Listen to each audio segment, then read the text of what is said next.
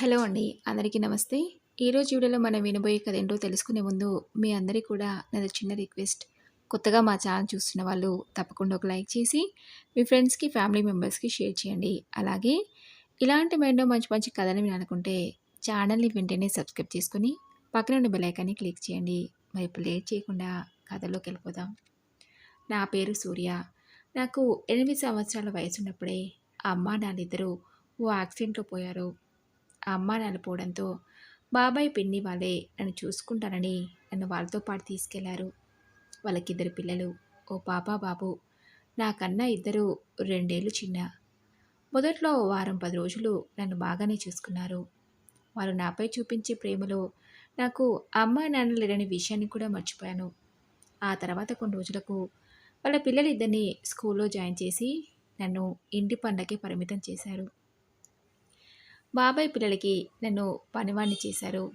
రోజు వాళ్ళ బ్యాగులను మోస్తూ ఇద్దరిని స్కూల్లో దించి రావాలి. మళ్ళీ మధ్యాహ్నం టిఫిన్ బాక్సులు ఇవ్వటం, సాయంత్రం స్కూల్ నుండి తీసుకురావటం. ఇలా వాళ్ళ పిల్లలకి సంబంధించిన పనులే కాకుండా నాతో ఇంటి చాకిరంతా చేయించేవారు. రోజు బాబాయ్ పిల్లల్ని స్కూల్లో దించడానికి వెళ్ళి అక్కడ పిల్లల్ని చూస్తే నాకు చాలా బాధ అనిపించేది. ఒకవేళ మా అమ్మా నాన్నలు బ్రతికుంటే నేను కూడా అందరిలాగా స్కూల్కి వెళ్ళేవాడిని. బాగా చదువుకునేవాడిని కదా అనిపించేది. ఓ రోజు బాబాయ్‌ని అడిగా, బాబాయ్, నాకు స్కూల్‌కి వెళ్ళనుంది. నేను బాగా చదువుకుంటాను. నన్ను స్కూల్‌లో జాయిన్ చేయవా అని. అందుకైనా నీకు చదువు చెప్పించాలంటే మాటలా? వేలకు వేలు ఫీజులు ఎక్కడి నుంచి తేను?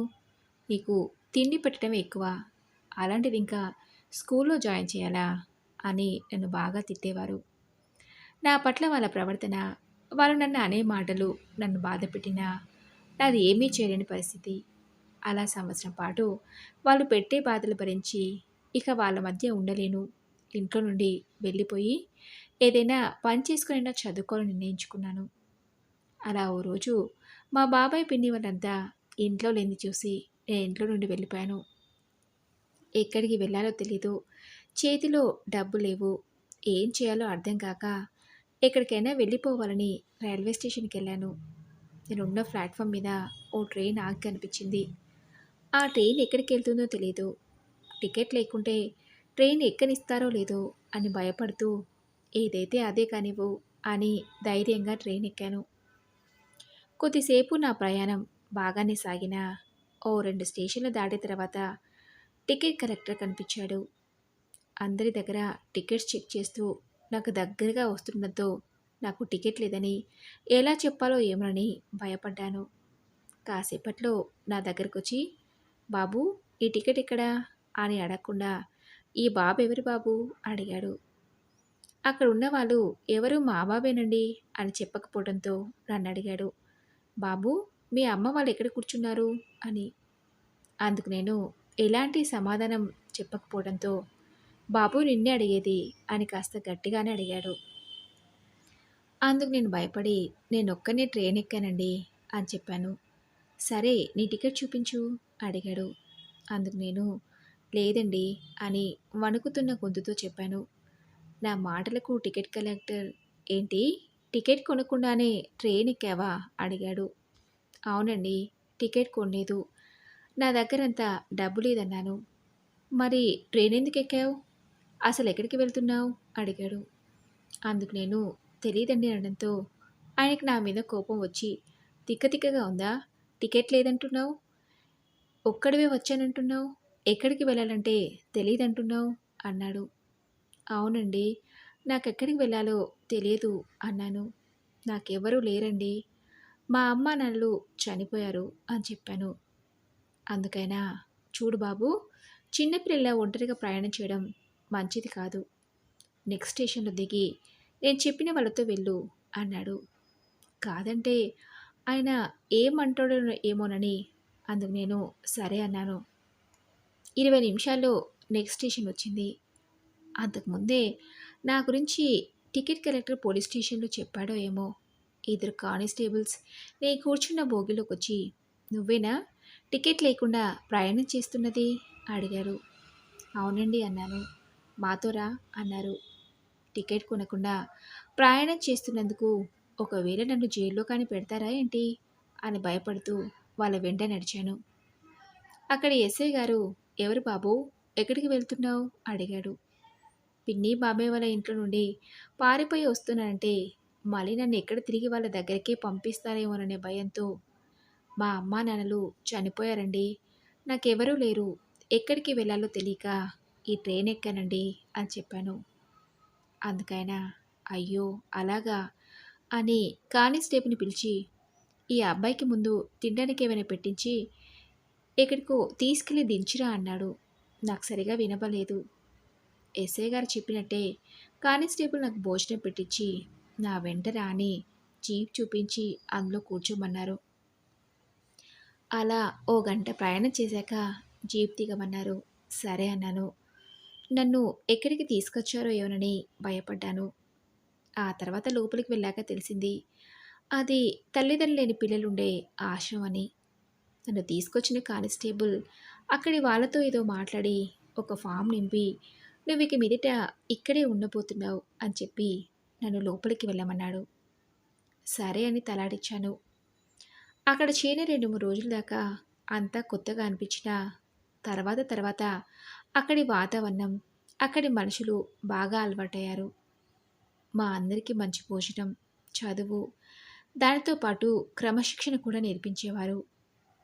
రోజు ఎవరో ఒకరు వాళ్ళ పుట్టినరోజునో లేదా వాళ్ళ తల్లిదండ్రులు చనిపోయిన రోజునో మా దగ్గరకొచ్చి పండ్లు, బట్టలు ఏదో ఒకటి పంచిపెడుతూ, అలా వచ్చిన వాళ్ళు మాతో మాట్లాడినప్పుడు ఎవరో ఆత్మీయులు పలకరించిన అనుభూతి కలిగేది. అలా చిన్నప్పటి నుంచి చదువు మీద నాకున్న ఆసక్తితో బాగా చదువుకునేవాడిని. ప్రతి క్లాస్లో నాకు మంచి మార్కులు రావడం చూసి అక్కడి వాళ్ళంతా నన్ను బాగా మెచ్చుకునేవారు. ఇలాగే బాగా చదువుకుంటే గొప్పవాడివి అవుతావనేవారు మా ట్రస్ట్ మేనేజర్. ఆయన మాటలు నా చెవిలో ఇంకా మోగుతూనే ఉన్నాయి.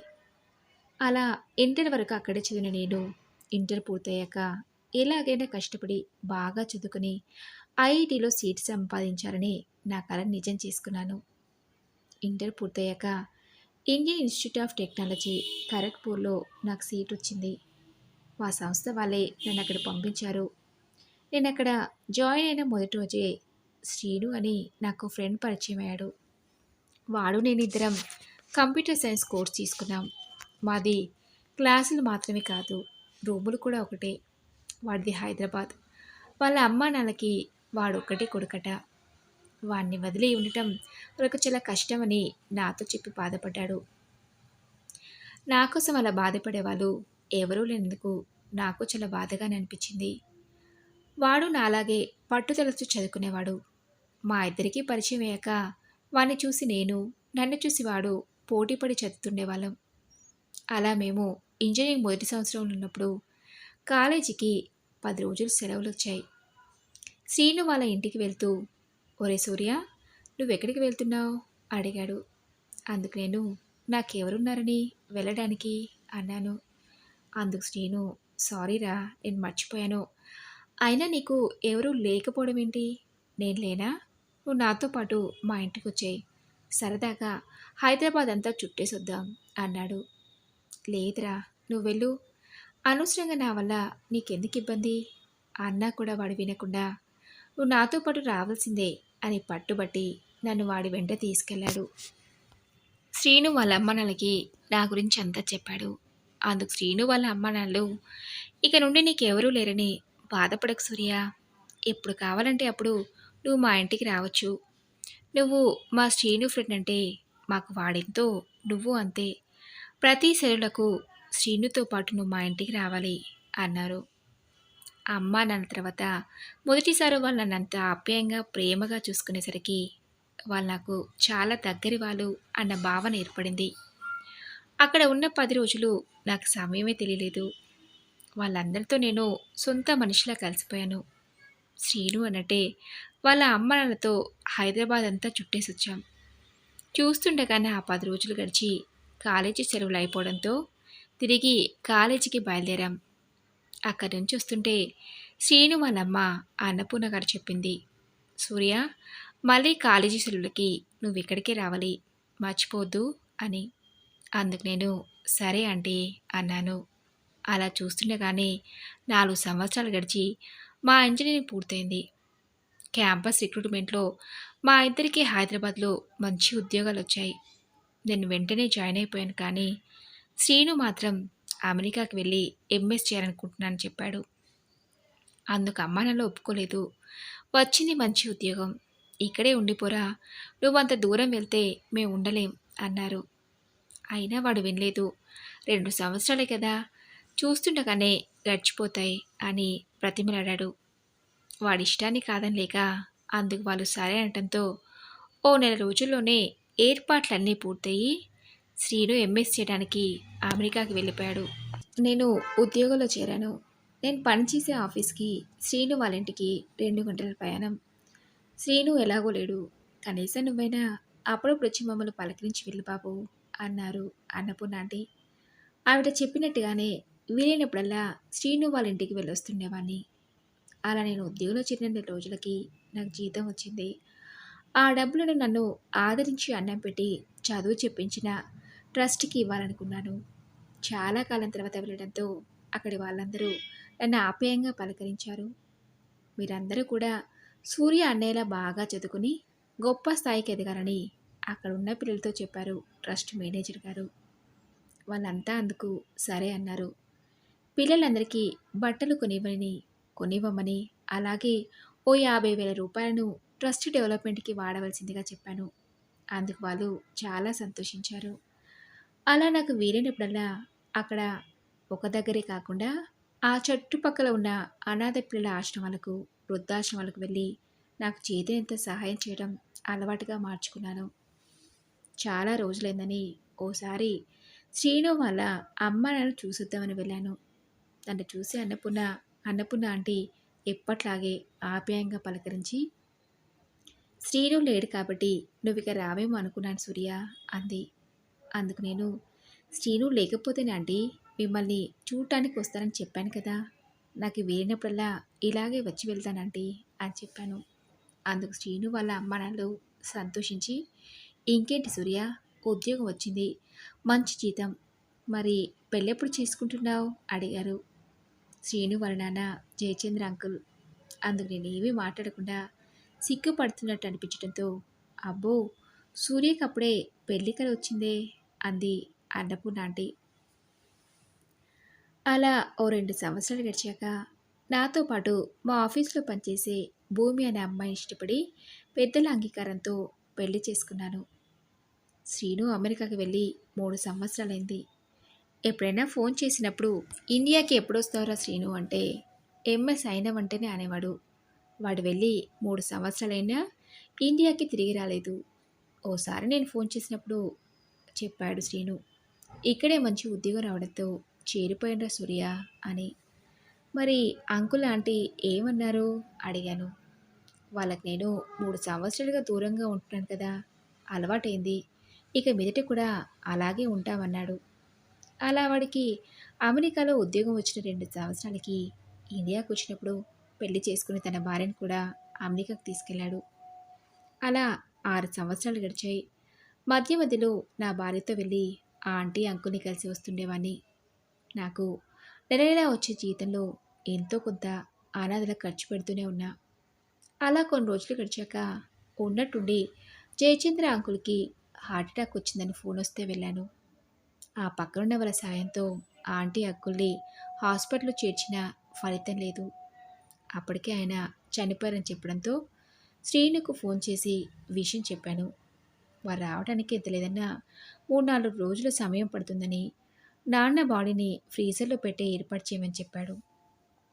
అలా అమెరికా నుండి శ్రీను కుటుంబం అంతా వచ్చాక జయచంద్ర అంకుల్ అంత్యక్రియలు పూర్తయ్యాయి. ఆ తర్వాత శ్రీను వాళ్ళ అమ్మని తనతో అమెరికాకు తీసుకెళ్తా అని ఎంత అడిగినా తను వెళ్ళనని మొండికేసింది. ఆ ఆంటీ వెళ్ళనని అనడంతో చేసేదేమీ లేక శ్రీను భార్య తిరిగి అమెరికాకు వెళ్ళిపోయాడు. ఆ తర్వాత నాకు పాప పుట్టడం, ఆఫీస్లో పని ఒత్తిడి కారణంగా 6 నెలలుగా అన్నపూర్ణ ఆంటీని కలవడానికి వెళ్ళలేకపోయాను. ఓ రోజు మా పాప ఫస్ట్ బర్త్డేకి దగ్గరలో ఉన్న ఓ వృద్ధాశ్రమంలో బట్టలు పండ్లు పంచడానికి వెళ్ళి అక్కడ అన్నపూర్ణ ఆంటీని చూసి షాక్ అయ్యాను. ఇక్కడ ఆంటీ ఎందుకుంది అనుకుని తనకి దగ్గరికి వెళ్ళి ఆంటీ అని పిలిచాను. నన్ను చూసి నువ్వా సూర్య, ఎలా ఉన్నావు బాబు, నువ్వేంటి ఇక్కడ అడిగింది. నా సంగతి పక్కన పెట్టండి ఆంటీ, మీరేంటి ఇక్కడ అడిగాను. అందుకు తనేం మాట్లాడకుండా మౌనంగా ఉండిపోయింది. మిమ్మల్ని అండి, మీరేంటి ఇక్కడ ఉన్నారు అడిగాను. ఆయన పోయిన తర్వాత ఒంటరిగా ఆ ఇంట్లో ఉండలేకపోయాను సూర్య. ఎన్ని సౌకర్యాలున్నా ఏదో వెళ్తి, అందుకే బంధువుల సహాయంతో ఇక్కడ చేరిపోయాను అంది. మరి ఈ విషయం శ్రీనుకు చెప్పారా అడిగాను. లేదు సూర్య, అందుకు వాడు ఒప్పుకోకపోవచ్చు.